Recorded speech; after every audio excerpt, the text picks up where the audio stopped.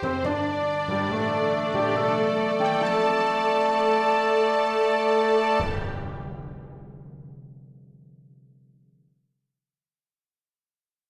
story seekers. I'm Nico. I'm Ben, and you're listening to the Tiny Bookcase. Joining us today, we have a self-professed bisexual disaster and forever artist. They write hopefully tragic LGBT plus stories full of funny, horrible characters in various genres. We'd like to welcome Kira Leigh. Hello, Kira. Hi. How Ooh. are you? Yeah, how's the winter Good. treating you? Good. I like the colder months. I do. Little quieter here in New England. Okay, what sort of winters do you get in New England? What's your style? Sometimes it's up its butt and like throwing nor'easters all over the place, but sometimes it's really nice and quiet, gentle snow, which is what we've had recently, even though it's pretty warm out still. So it's either, over 9,000 or very gentle. So, are you in Providence? Have I got that right? Yeah, I'm in Providence, Rhode Island. So, how Lovecraftian is it there? It's actually not. Like, it's kind of just like No? a little baby offshoot of Boston. I actually didn't know that his house was here, and I lived here for like 4-5 years. Crikey, okay, yeah. Yeah, like the sleepy New England idea of, that like kind of both brisk, dire, and unassuming sort of horror feels more like a Cape Cod thing than a Rhode Island thing, to be honest. Yeah. Is that, I can't tell if that's throwing shade at Cape Cod or not. Oh, both. Yes and no. Like nothing is happening on Cape Cod, but are things happening behind closed doors because there's nothing to do. So it's a lot of like I grew up all over Massachusetts up into Rhode Island. So I was in Boston for like 10 years. I don't know. And then I was in Plymouth near Cape Cod, and everything almost seems a little bit surreal. It's beautiful. It's sandy. There's like a lot of wilderness and beautiful bays and such, but there's not a lot to do, and it almost feels like there's this intense nothingness at times. And that's not me being mean, I guess. I mean, maybe I am. Poor Cape Cod people are like, what the hell is Kira talking about? Where like there would definitely be some shady stuff happening, but you wouldn't know because everybody's just hanging out, fishing, and like chilling in the moderately cold waters. And I don't know, it's more of a Maine Stephen King-ish feeling. Rhode Island just feels like a tiny baby Boston, which means it's loud. Wicked. So, so there's no channeling of odd Cthulhian nightmares happening? No, I've been trying. I've been asking Gay Space Demon Daddy to like, fix the world for the past couple of years, but he hasn't called me back. So I just think Rhode Island isn't the best conduit for contacting eldritch, super gods. Maybe Lovecraft burnt out that conduit. You never know. Maybe I have to go to Boston or Cape Cod and eat a lobster and wiggle around.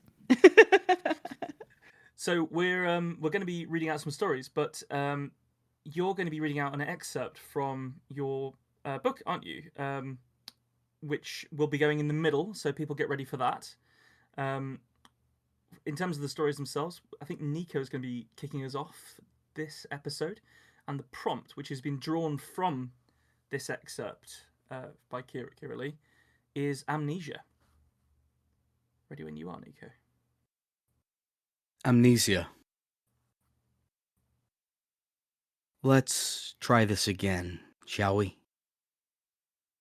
My fingers work at the knots in my forehead. I push until I feel the bones aching resistance. State your name, for the record. The muscular man opposite me adjusts his posture. The clink of the cuffs against the metal bar set into the table's surface sends a wave of red peaks through the recording technology. First Lieutenant Marshal Avery. He says it calmly and accurately, the way they are trained to do. Most of them never get to use their prisoner of war voice. It isn't at all like the action movies. I wonder if perhaps he's enjoying the fact he's living this moment. Such a departure from freezing cold nights under desert stars. So different from accurately slotting rounds into the chest of a child born under the wrong sun and raised in the wrong ideology. Please, for the record, confirm that you, Marshall Ivory, were a subject in test 37-Bravo Zulu on behalf of the United States Armed Forces. He fixes me with cold eyes. I wonder if they were always so devoid of empathy. I believe that is classified information. He holds back a smirk. In doing so, the smug shine is stronger than it ever would have been if he had slammed his genitals onto the table. Just cooperate, Marshall. We all want to go home. He shrugs. It is impeded by the chains at his wrists. I'm to be addressed as First Lieutenant, ma'am. He pauses. His tongue dances over his lips. And I am a bona fide test subject. He smiles this time. Maybe he wants to talk about it. I sit in the chair opposite him. I can't pace anymore. The way he watches my movements makes me scared, and I'm certain he knows it. I pull open the beige file that's lain between us all this time, like a declaration of war. That may have been a poor choice. This man was bred for war. He relishes it. I have to show him I'm on his side, not a combatant. Start at the beginning for me, please. I add the please as an afterthought. I don't mean it. We both know he talks or he sits here until one of us crumbles to dust. What were they testing? I already know the answers to my questions. It's all in the dossier. But the 4 soldiers we pulled in before him could not confirm any of it. A couple couldn't even say their own names. A drug. That coy smile again. Stop playing games with me, you bastard. People's lives are at stake here. I try and play the calm, collected detective. He can probably see the individual beads of sweat forming on me. And what is the nature of this drug? He looks into my eyes and measures me. He wants to hurt me. And I don't know how yet. Maybe it's sexual. Maybe it's purely for the thrill of the violence. But he wants this power dynamic to shift. It makes you forget. Amnesia was what they were calling it. The correct name for the drug was trihydrochlophantamine. And no one was going to say that more than once in a hurry.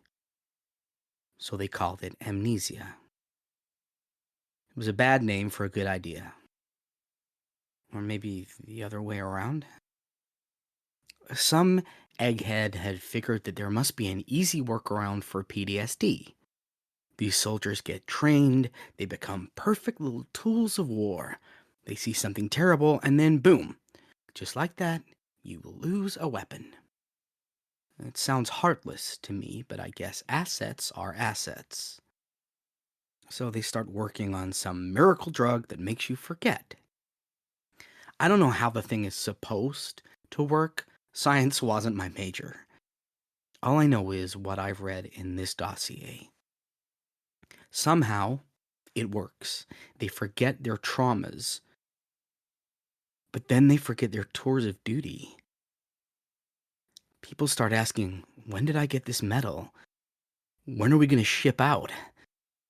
Crazy shit. Then, they start getting side effects. And that's where we got involved. I decided to cut to the chase. Okay, First Lieutenant. I stand and move to turn on the little monitor fixed into the wall. I nod at my colleague on the other side of the mirror. An image flickers onto the screen. A soldier. Her hair is tied back in a tight bun. She's beautiful, in a dangerous kind of way. You know who this is? He nods. Out loud for the tape, please. Dynamo. We call her Dynamo. Private Renault.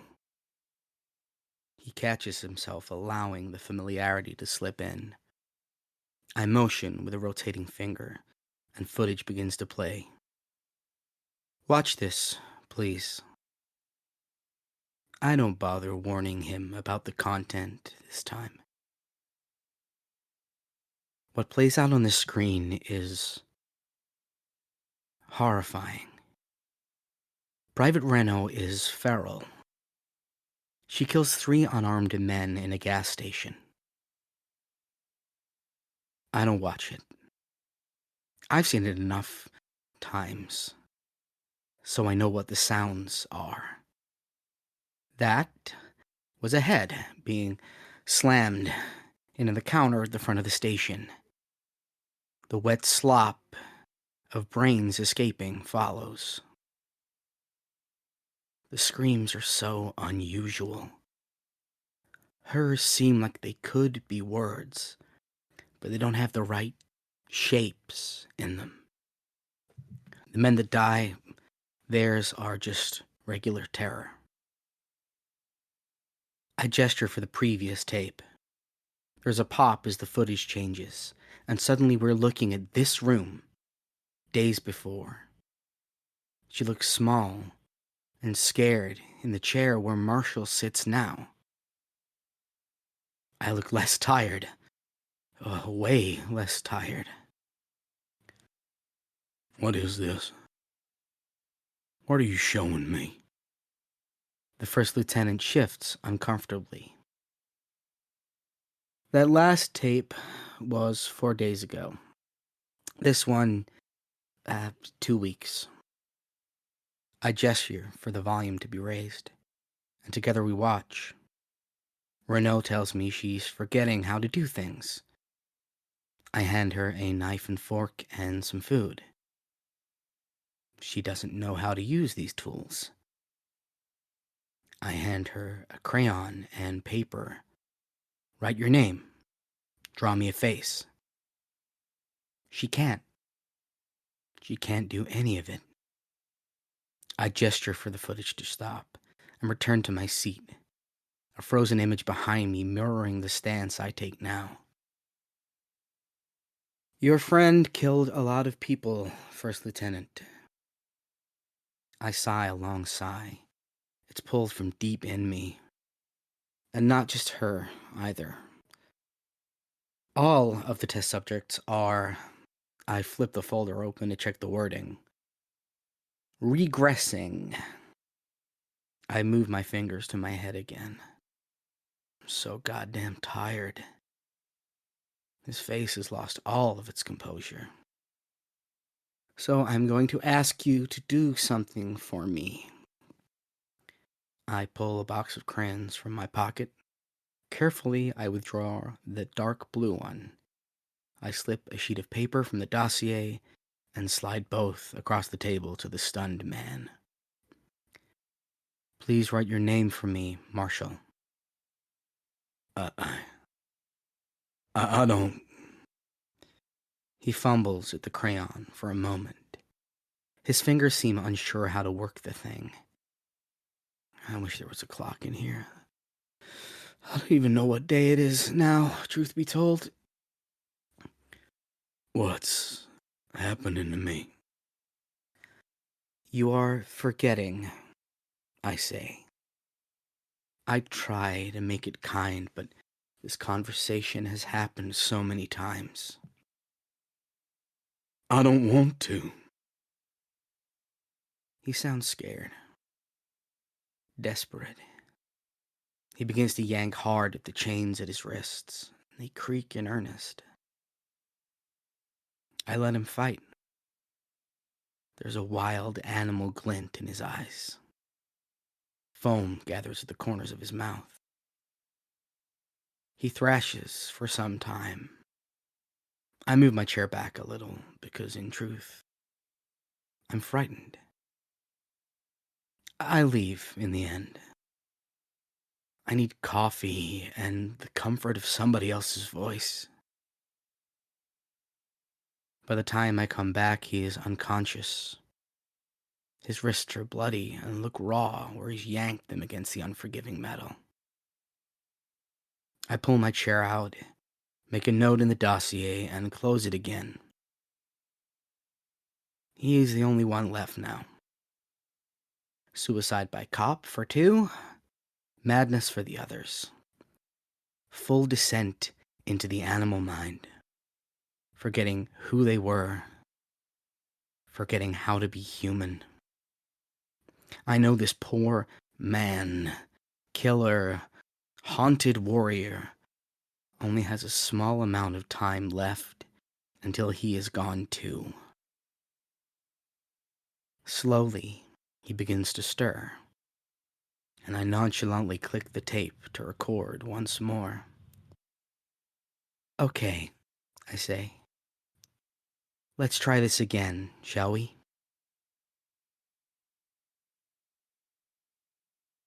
That was really good, man. That was really good. That was awesome. What an interesting concept. Lovely take on the prompt. I say lovely, don't mean lovely. I don't know that lovely's the word. No, it's not really, is it? Visceral, maybe. Visceral, yeah. Yeah. Very... Yeah. Also, your voice acting is really good. Thank you. You're really good at that. I made a rod for my back by putting the word lieutenant in there. Yeah. Because I had to stop every time I got to it and say lieutenant. Could have picked any other rank, couldn't I? Yeah, no, it was really good. I really like describing physicality in prose. So, like, what was one of the things I liked? Like when you use the shape of words or like the shape of sounds. I really like very descriptive prose. So I thought that was really, really strong. Thank you. It was yeah, I would agree with that. It felt very physical. Like, I had a really strong image of the guy's body without him actually really being described intensely. It was good. Yeah. It relies quite heavily on the archetype, I think, but that's not. I don't think that's necessarily a problem, especially in in short stories. We've spoken about this before, but being able to tap into this is a muscular soldier, and thank you Hollywood for giving everyone a sort of preset for that. But yeah, it's an interesting process. We'll talk more about it later, but having come off what we've just done with NaNoWriMo, it was really interesting to get the short story hat back on. Yeah, you kind of have to think of it in its own little contained universe, and how quickly can you deliver that information, but how quickly and effectively can you do that when you have kind of shorter, smaller constraints? Sometimes you have to be more creative with it. Yeah. Do any research into PTSD rates and that kind of thing? I actually didn't, much to my shame, but I know it is I don't want to say a problem, but it is an issue that a lot of people who go into combat do face. Yeah. And I assume it's a really high level, like really high. Oh god, yeah, I can only imagine so. I don't know if it's apocryphal, but there was an old stat that like 20% of people in World War II fired to kill. They were actually like looking, aiming at somebody when they fired their weapons. And by the time the sort of 50s, 60s, and 70s rolled around, the way that they were training their soldiers to sort of like dehumanize them meant that stat had gone up to about 70 or 80%. Oh. So you know, if you put that amount of pressure on, it's got to come out somewhere, hasn't it? And typically it seems like it comes out once their usefulness is done, which is an extremely utilitarian and savage way to think about a human, isn't it? Yeah. Absolutely awful. Yeah. But the way that you captured that intention and outlook in that story perfectly. Like, it was extremely chilling.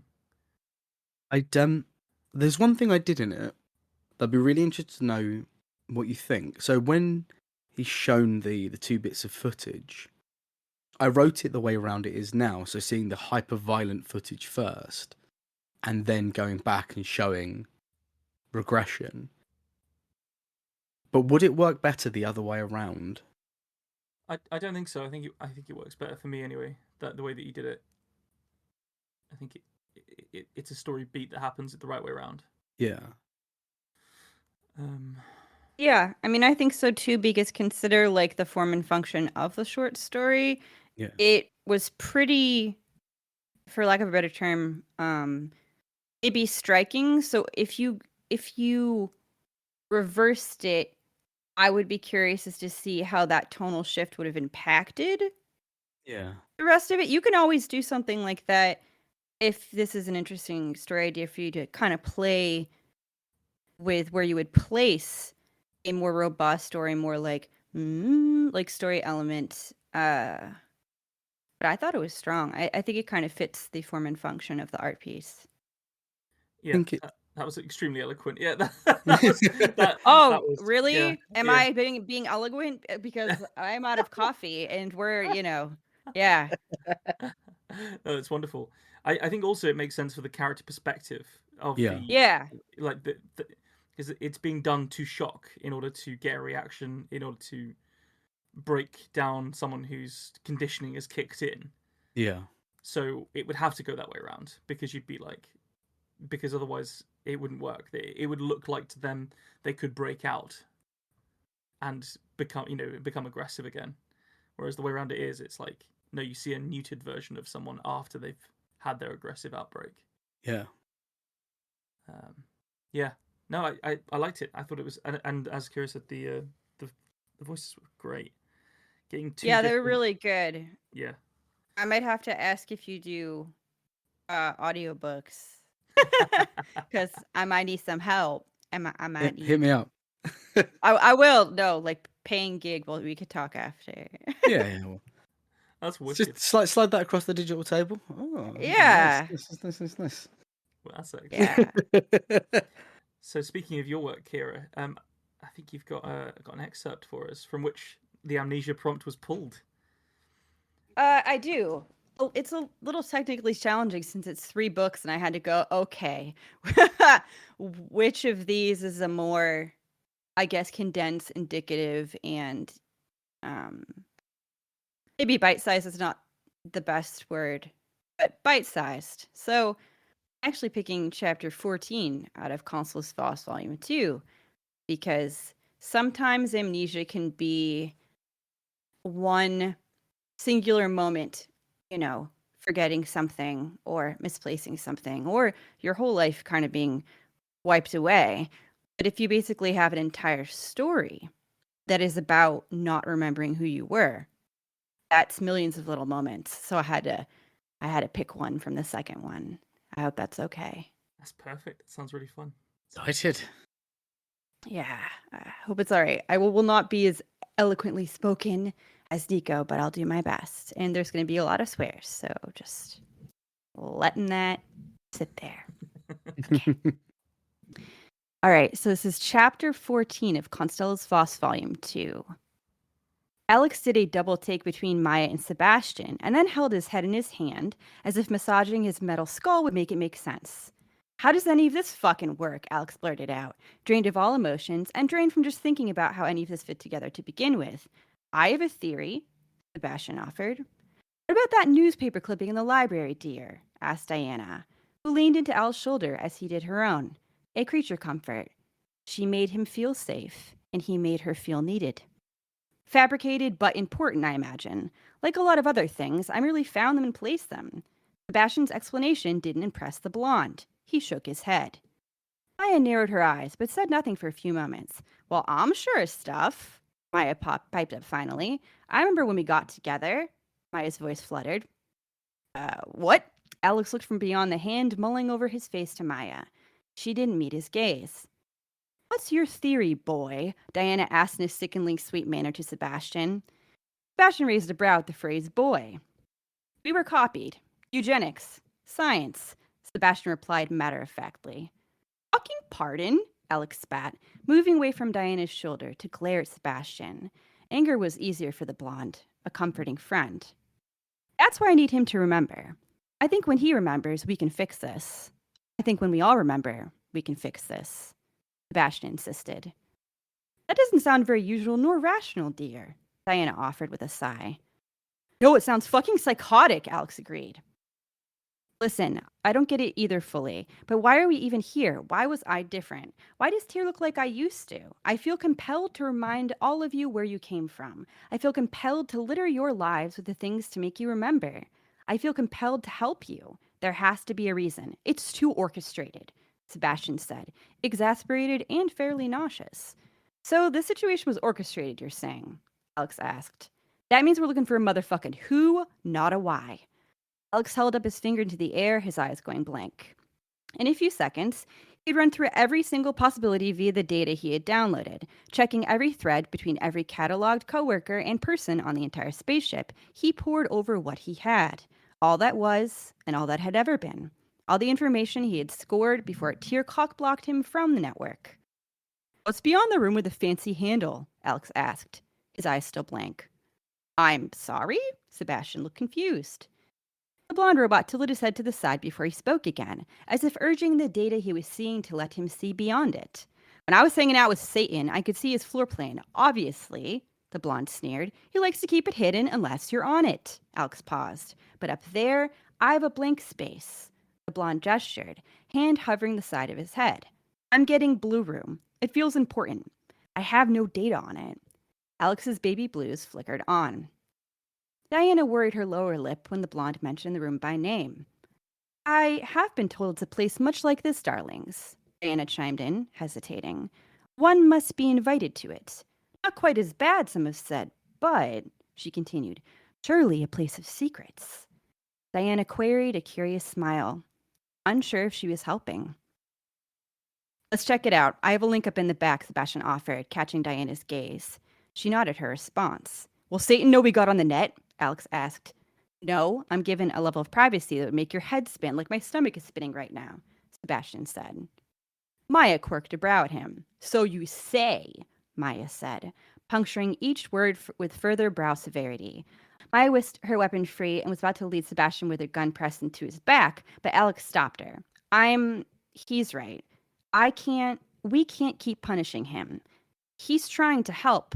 Maybe, the blonde said to the small machinist. Okay, maybe, Maya said. She didn't press the issue, but she also didn't put her gun away. As the four of them walked to the back of the club, Maya pulled together her stops and starts, her lapsed focus, her distant gazes, and filled in what blanks she knew existed. For she had seen them, but they had not broken her down like they'd broken Alex. They had only made her more confused. I remembered more stuff, Maya said, causing Sebastian to veer a bit, Alex to raise his brows, and Diana to chime in. Well, then go on, dear, please. Diana gestured with her hand. When we got out, it still followed us. You can get a job for a long time, but you didn't want to tell me that. It ate you up inside. Alex looked at Maya's face. Look back. When we got out, you were depressed. We got it back on track. You started teaching kids fighting or something. But then Markov showed up out of nowhere on your birthday. He thought it was a nice gesture. Maya turned to Sebastian and hissed. It wasn't. I taught kids how to stab people? Alex asked. No, how to defend themselves, and you were real good at it. Made me real proud. And then I opened up a new bar, Diana chimed in, then placed a hand over her mouth, surprised by her contribution. It worked for a bit, offered Maya, her words as heavy as her expression. But then when he came back, your job followed. The guy was real mad about a lot of stuff I don't really get. Alex's eyes widened as the girls spoke, narrating a part of their lives he couldn't yet remember. When Mark showed up, Maya's brows raised. testing the word in her mouth before she spoke it. Broke. Sebastian wore a real expression, though hard for him. Disbelief. The job followed. Alex got shot. Maya looked like all the joy had been sucked out of her body. I think he let it happen. Maya held the gun limply at her side. Like I've said before, Sebastian started. He's about as stable as a live wire in a swimming pool. Yes, we know, boy. Diana finished Sebastian's sentence for him with venom in her teeth. Did he really say that about me? Alex interrupted, narrowing his eyes at Sebastian. You don't remember, dear. I warned you about this one, Diana said, leaning towards Alex. The terrible European. Well, you were rather intoxicated that night, but I remember, darling. Afterwards, you stalked about Eric's place searching for more booze. Maybe you drowned the conversation in alcohol. Yeah, sounds about right, but don't interrupt, dear. Let her finish. Diana chided the blonde war machine. He snorted. She'd done just that, and yet... Eric and Percy got hitched, which was nice, Maya said in a small voice. Olive and I ran the bar, I remember, Diana said, eyes searching the past in flecks of memory, in stains of soap, bad beer, and beautiful clothing. Alex wasn't getting these so-called memories. Bullshit. Olive and I never hit it off. I never got out of the business. I died in a petty gunfight. This all sounds like some angsty fairy tale bullshit, Alex hissed under his breath.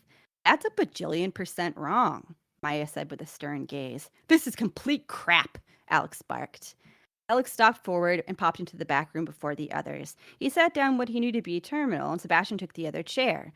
Maya closed and locked the door behind Diana as she sauntered through the doorway. Let's get this over with, Alex spat, jaw clenching. Sebastian pulled a cord from his neck and plugged it into a dirty gunmetal-colored cylinder. Alex did the same with a sneer painted on his face. Why is this one gunked up? Alex asked. It's very, very old, Sebastian replied. The blonde still had trouble looking at him. Is it going to work, dear? Diana asked. She pulled over a small stool, sat down with her legs crossed, pulled out her pistol, and leaned forward. Yes, it's going to work. Sebastian pressed a blue button. Al's head snapped back, his shoulders buckling against the headrest. His blanked eyes shot wide open. The fuck are you doing to me? Alex's voice crackled mechanically, glitching every word in a long strain of sharp electronic jabs. Looking. Calm yourself. Sebastian pressed a red button, then flipped a little metal switch. It clicked, and Alex was able to pull his head forward. Here. Sebastian flicked his fingers over the keypad, and a holographic monitor hummed to life. It was distorted, but workable. He pointed to a vast black spot, now on the monitor for all to see. Alex popped his jaw and finally pulled his cord from the machine. Sebastian kept his in and pressed another button. Here. It's just blackness. Sebastian followed the shape with his finger. The hologram flickered. Yeah, that's what I saw, Alex said, raising a brow. Hey, why do you have a... Sebastian would ignore Alex's stunted question. I have a feeling this is important, said Sebastian, sitting back in his chair. He rested his head back, languid but fascinated. It seems like power is coming from here, but nothing's going back to it. See these lines? The entire network runs straight through this black spot, Sebastian hummed.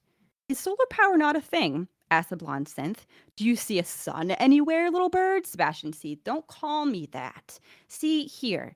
There are hundreds, no thousands of connections from this black spot to base 6. Sebastian marveled, trailing his finger over the grimy display, and several hundreds attached to operations. Which is where a bunch of synths get made, test tube babies get engineered, and people watch screens. What's your point? Alex asked. Follow Sebastian's line of thinking. We were copied. That's my point. Sebastian spat. That was full on. I really liked how dialogue driven that is, with all the characters all talking over each other really realistically. Yeah. That felt like every walk to the pub that I've ever had. Oh, I'm happy. I've definitely had people say it was it can be sometimes confusing when you write multiple characters because it can be like head hopping, but I wanted the dialogue to sound like real people speaking. That was really important to me. I wrote energy in capital letters, so I think you definitely got something. Yeah, for sure. And also, just the meaningful concept of those people, because they could have been chatting about anything, was the impression that I got. But what they happened to be chatting about was really important, because it was them trying to recollect lives that they'd lost. So, in terms, I can really see why you chose Amnesia from this excerpt and from this story, because it's so, such a, especially this kind of collective amnesia where they're all kind of like helping each other remember bits and pieces. Yeah. It's really strong friendship making stuff, isn't it? Which is often quite difficult to get into a story. Yeah. Why people are friends. Yeah. A really good group conversation thing you did in there a couple of times were pointing out when someone had elected to ignore someone else's little like push into the conversation, because it is a thing that happens, and it captures that moment brilliant when someone says, "Oh, what about?" and they just sort of ploughed on, and that gave the conversation a very real air. Thank you. Also, I did write down, it was quite near the end, but I wrote it down because it made me really laugh. I said, does solar power not exist? Well, do you see a sun anywhere? That's really sneaky world building for a start, so bravo. Thank you. Just throwing in some world details.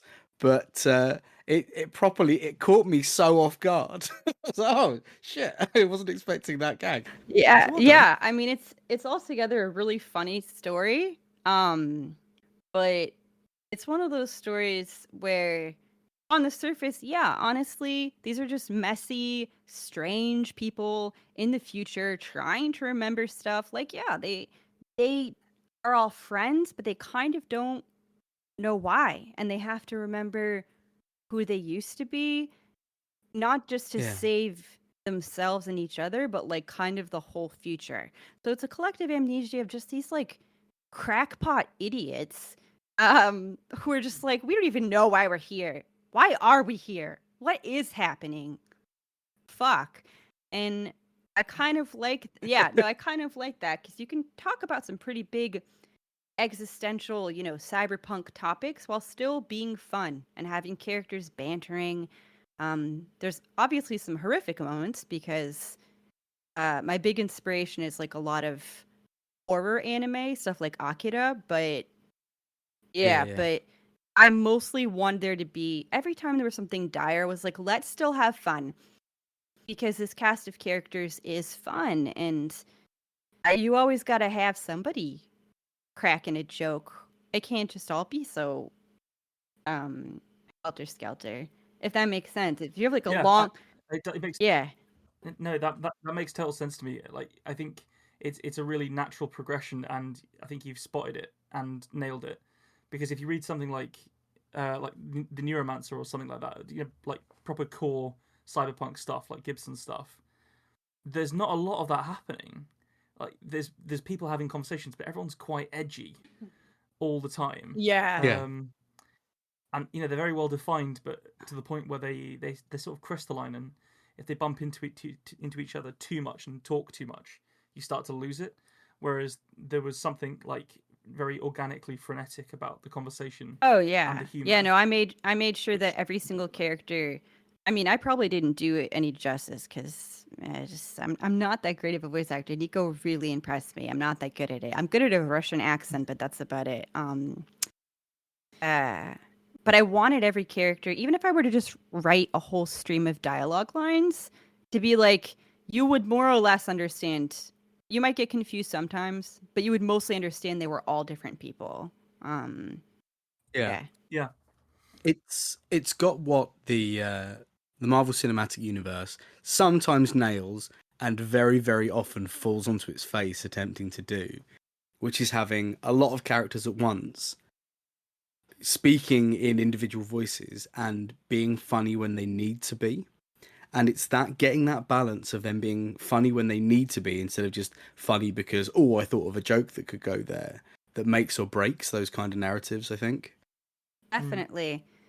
Yeah, I mean, sometimes it can feel very forced, but I've also been personally writing these characters for like, oh geez, how old am I?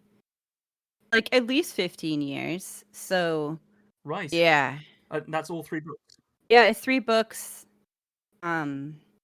It started. I mean, I don't want to go to a huge trip down memory lane, because we're probably gonna do interview questions. but it was all like old school role playing on forums and like kind of light D&D style stuff. I carried that, wrote 3 books. I have another 4th one on the back burner, and about 6 other ones or 7 planned. Wicked. Thank you. I mean, now you said that, this is such a like 2005 thing to talk about, so this is probably completely useless. But I used to go on some of those role-playing forums as well, because I grew up in quite a small town, and finding someone to play D&D with me was very difficult. And then I went to university and met people like Ben. Brilliant. But I used to go on those sites, and everyone, you'd cram up with a character, and you'd end up having a fight with someone, which is already a bit bizarre because you're sort of typing out a paragraph and then they're typing a paragraph. And the amount of time I would spend sort of crafting this is a thing I'm going to do. And you'd get the response of, I dodge out of the way, I launch a fireball at you. You're like, motherfucker.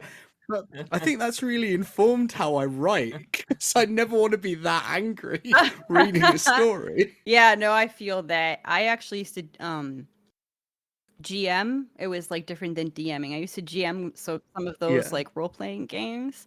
Yeah, I didn't drop out of it because of like the rage of me being like, here is my, sort of Russian lit 4,000 billion words, and then someone was like, fireball. Like I didn't leave. I didn't leave because of that reason. I left because of drama, and I became an adult who has to freelance. So yeah, like I had to step back from that. But yeah, that was kind of my proving ground, which is kind of maybe why I enjoy having stories with a lot of characters in them, even though it can be confusing for others or maybe challenging for other writers, or some readers potentially could get lost. But I want to know about all the characters. I want them to all have a moment to shine. They're all important. And when you grow up writing in a collaborative writing and like role playing setting, I think it gives you a different appreciation for like ensemble casts. Yeah, it sounds like a fantastic space to just learn how to absolutely go for it, typing out a bit as well. Oh yeah, which has got to be a useful definitely. cross. You also don't have control over the other players or writers, so to speak. So that kind of means you have to like be open to the story changing. You have to be open to like the structure moving. You have to be open to the kind of like, I'm just gonna hop over this fireball. Like you have to be flexible, which makes for a really fun way to write, honestly. Yeah. Very the idea of being flexible so that you aren't just telling an overarching, this is my story. It's the characters are actually important. I know for example, like someone like George Martin, it's character first, isn't it, a lot of the time? Yeah. And it does get him in some knots. Oh yeah. Which take 15 years to write his way out of. I know that. I know that. I'm writing backstories for all these kids, and I won't spoil it too much, but Alex the Blonde, or Robot Wonder, who with the F-bombs, in the past he dies. And everyone does because we're in the future, but like he dies in a really bad way. So I'm writing his backstory, and I'm like, you know what? He probably wouldn't want to. And then I had to sit there with it, and I was like, God, am I going to let him dictate what happens? Am I going to let him like pull a Marvel and break the canon? And I totally did do that. And it was one of the funnest stories I've ever written, and most hopeful, because I let a character go, nope, I'm not going to die. I'm changing my fate. I'm doing whatever I want. And it was pretty freaking awesome. That sounds fascinating. Yeah, it was fun. Right. Teleports behind you, draws my katana. Nothing personal, kid. It's your turn to read, Ben. I love it. That's definitely I love it. That's the best segue we've ever had. It's beautiful. Nothing personnel, kid.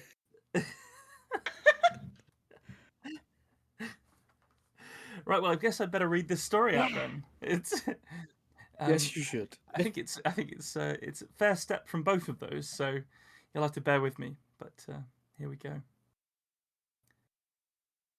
Amnesia. It wouldn't work. The stick was too whippy and slim. It lacked the thunk he'd need. Darren dropped it and looked around the overgrown woodland. He'd need something heavy enough to do the job, but light enough for him to swing it. They'd already taken his cricket bat and hidden the rolling pins in the house for good measure. The obvious first choice implements denied to him, Darren had taken to the woods near his house to select the tool. They had used words like retrograde and disassociative in the office that smelt disconcertingly like pain. Darren had ideas about what those meant, but it was the other word they'd used that had stuck in his mind like it was covered in glue. His sister had amnesia. They hadn't told him how or why, not with words he could get his head around anyway, but he understood that she didn't remember things. She certainly didn't remember all the time she'd spent with Uncle. They'd asked her about that a lot. Darren didn't really care about Uncle. He just stewed on the injustice of it happening to his sister, rather than his teachers, parents, or the local shopkeepers who knew to keep an eye on him. Lily had fallen out of the window, hit her head, and now she had amnesia. The line between cause and effect seemed clear enough to Darren, and he'd set about recreating the scenario with the cat. The ferocious hiss ball had landed safely, so he'd taken his bat to it. Darren would be the first to admit he had hit it too hard, and he was sorry. He'd had an inkling he should have started with the neighbour's dog, but they'd been away and his experiments couldn't wait. It struck him that perhaps animals couldn't get amnesia anyway, seeing as they couldn't even talk. He'd have to test out how to do it on someone real. 30 sticks later, all of them dismissed for being too thin, rotten, or unwieldy, Darren found what he was looking for under a wide-armed tree he liked to climb. He used his penknife to nip off a few straggling twigs from the thick branch. Then, working carefully, he placed one end in an eyelet of exposed tree roots and levered it until the branch split, cracked, and finally snapped at just the right length. When he was done, Darren swung it about to get a feel for the heft. The wooden club whistled through the air. It was perfect. Since the day Lily had fallen, Uncle had stayed in his basement rooms. The man only left to go to the shops. Darren knew he used the door that led onto the sunken patio and then took the fire escape stairs up to street level. The rest of the family never used those stairs, and so Darren could wait there without being questioned or told off. It took so long for anything to happen that Darren nearly fell asleep. His patience was rewarded with a jingling of keys, and he peered over the edge of the stairwell to see the basement door twitching in its frame as the various bolts, locks, and chains were undone from the inside. Darren smiled and readied himself. The door opened, and he heard Uncle lock the door behind him, heard the sound of the shuffling footsteps change as they hit the metal of the stairwell, saw the top of Uncle's bald head appear below him. Darren swung. The woodland club crashed into the top of Uncle's skull, and Darren heard something crack. For a moment, he feared the stick had broken, but exhaled with relief as he saw it had stayed in one piece. Uncle stood very straight and shivered, like he was being electrocuted. Then he fell. The noise his body made crashing back down the metal stairwell was enormous, and Darren winced as every impact shook the frame and bounced around inside his ears. Just as quickly as it had begun, it was over, and everything was quiet again. He was poised, ready to run if he heard Mother shout, but no shout came. Darren picked his way down the stairs to inspect his handiwork. Uncle lay in a heap on the patio below. His arm was twisted around the wrong way, and Darren frowned to see it was broken. He looked at Uncle's face. The eyes were open and wide, but glossy as if they weren't being used to see anymore. There was blood beading at Uncle's split lip from where he'd fallen on his face, but the back of his head was the real mess. Darren stepped around Uncle to get a better look at it. The skull looked dented, like Father's car, and a bright purple rose of bruising was blooming across the bald skin. Darren had a cold feeling in his belly at the trouble he was in. If he thought the telling off he'd received when he hit the cat had been bad, surely it'd be far worse for Uncle. Those glossy eyes were a sure sign that he'd hit too hard again. He ran. Darren pounded up the stairs, across the street, and fled all the way back into the woods. He tossed the club into a gurgling little stream before climbing the tree he'd found it under. He sat there until it started to get dark, and in his mind's eye he could hear the scolding shouts he would receive. Soon, his belly began to grumble, and hunger pushed him out of the branches. Darren picked his way home feeling desolate. He feared he would have to talk to the doctor in the strange office again, like Lily. He didn't want to do that. He didn't like her questions. They made him feel strange and observed, like the animals in the zoo. 2 police cars and an ambulance waited for him in front of the house. The yellow tape the police used in TV shows was wound around the entrance to the basement. A long black bag that probably contained Uncle was being loaded into the ambulance. Darren nodded to himself, happy to have been able to identify that glossy look in Uncle's eyes. As he watched from across the street, Father was escorted from the house and put in the back of one of the cars. His hands were behind his back, and he looked broken, like some vital spark in him had been snuffed out. Darren grinned. There was no way he was in trouble for this. He might even get a treat out of it.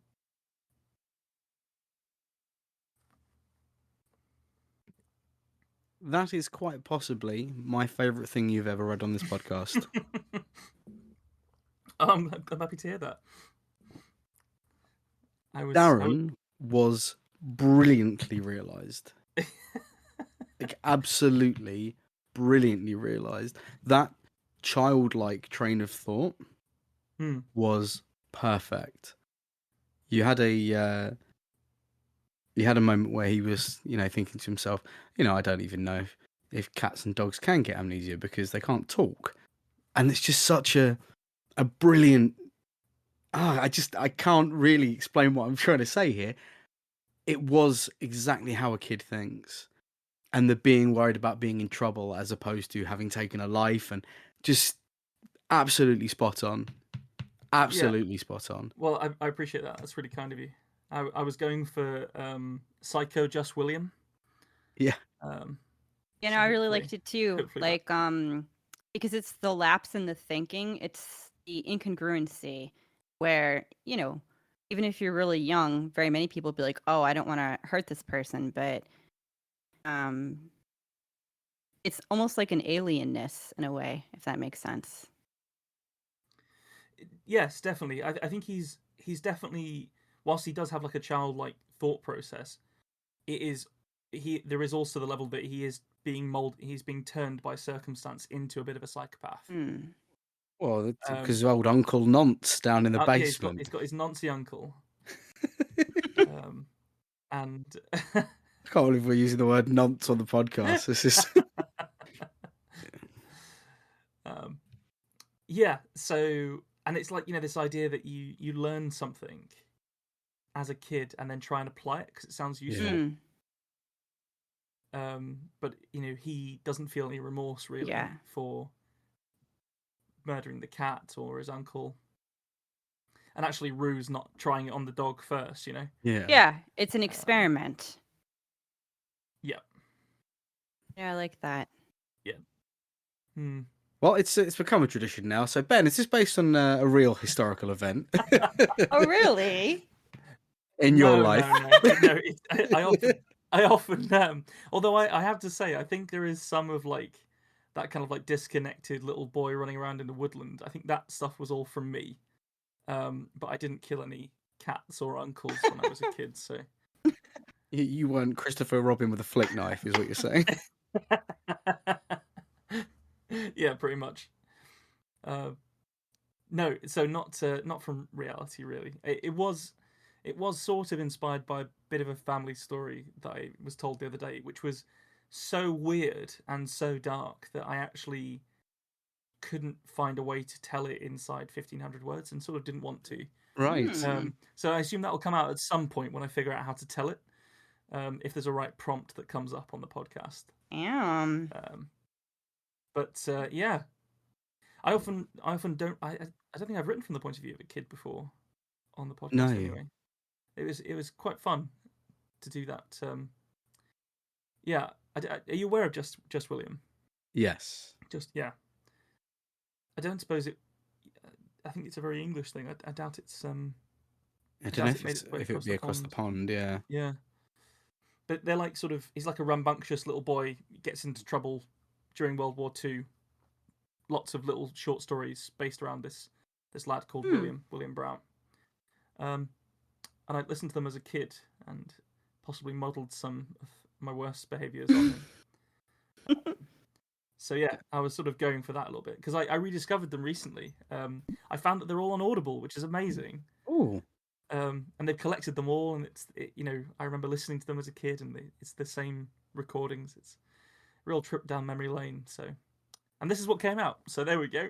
Yeah, no, I love it. It's like this dark but quiet unassummingness. I can't quite articulate it accurately, but sometimes the most unsettling but beautifully formed forms of dark writing feel usual in their strangeness.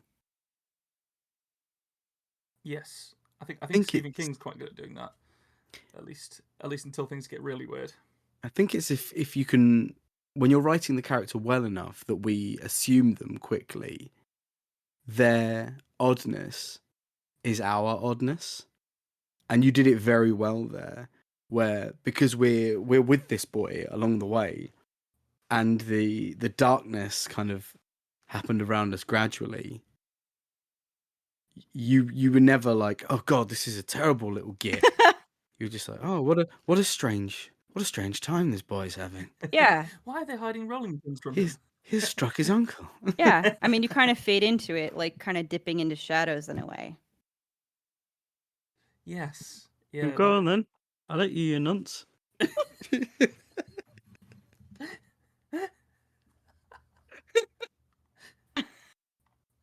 Oh, welcome to season 4, gang. It really derailed me with that one. That voice. He just. Go on then. Sounds like something from Little Britain. Yeah, hello. Immediate copyright strike. Oh. It wasn't. Oh. Well, what's the American equivalent of nonce? I've got to know. Is there one? I don't know. Hold on. I don't know. I have no idea. Maybe Americans aren't. Are you not strange enough to have a sort of playful word for pedophile? That's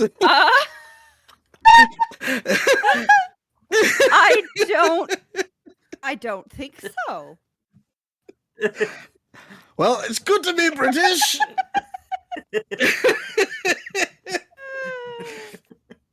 And that's a content warning.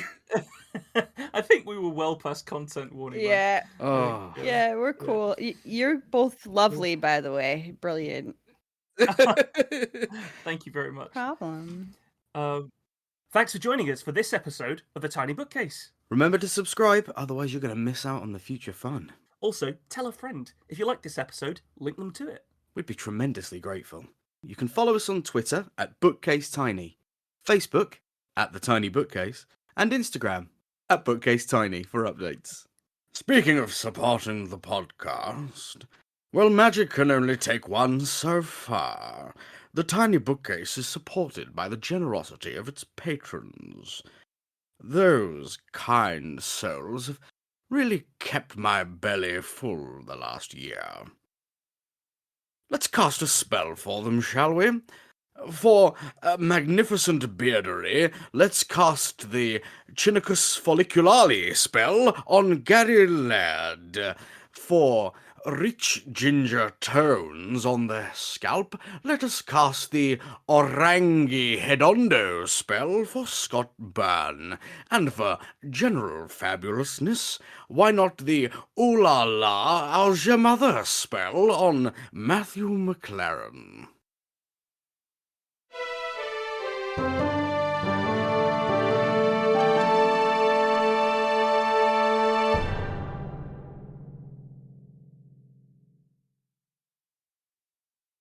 How do you come up with that shit, man?